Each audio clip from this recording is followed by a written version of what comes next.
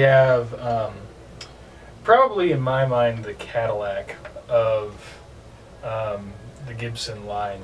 This is a 2015 Tom Murphy aged True Historic 57 reissue Les Paul. And it is just, it's a beauty. This is probably the closest thing that you can get to owning the real thing.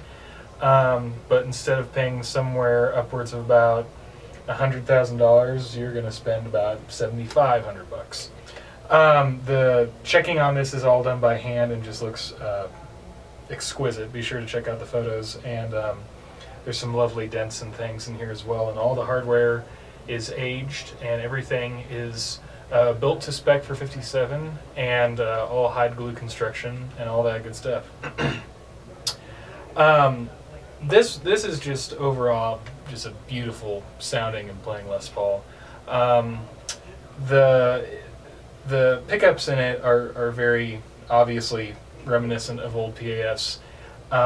They're very bright for Les Pauls, which is why I tend to prefer kind of any sort of PAF style pickup, as they're definitely brighter than more modern humbuckers, and you can get kind of a pseudo single coil-esque flavors out of it.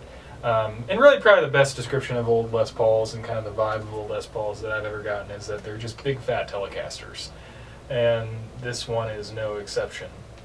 The neck profile on it is definitely a 50s neck.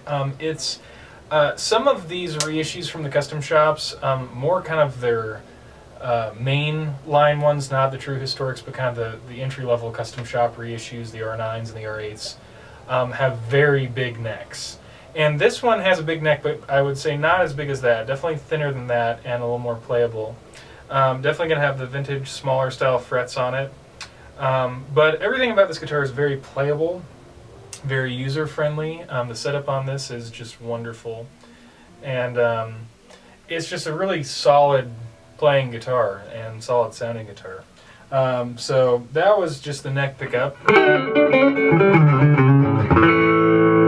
And the middle position for, you know, all of the B.B. King fans out there.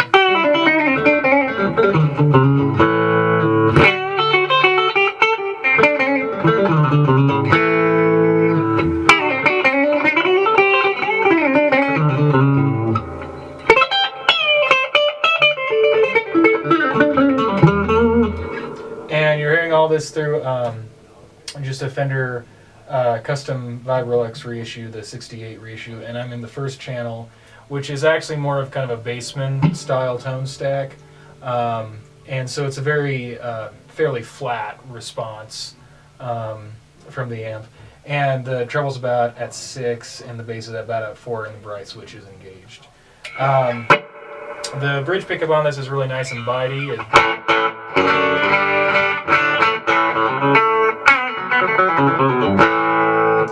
Plenty of top-end sizzle. And let's hear it with some gain. We're just using the Boss Angry driver on the JHS setting, so you're just hearing it through a JHS Angry Charlie, so just kind of a good mid-rangey distortion.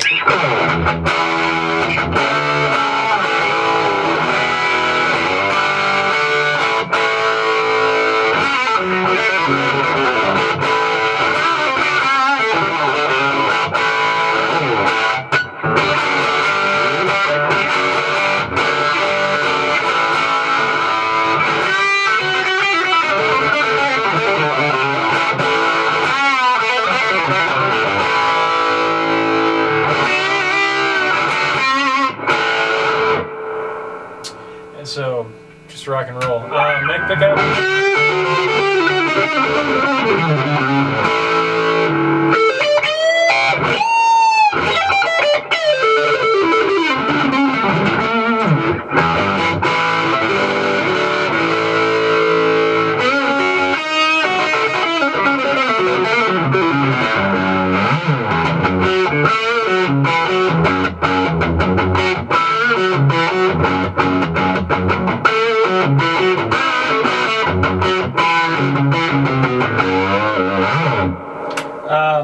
And if you kind of turn the treble up, you can get, you know, all those really nice Zeppelin-y kind of.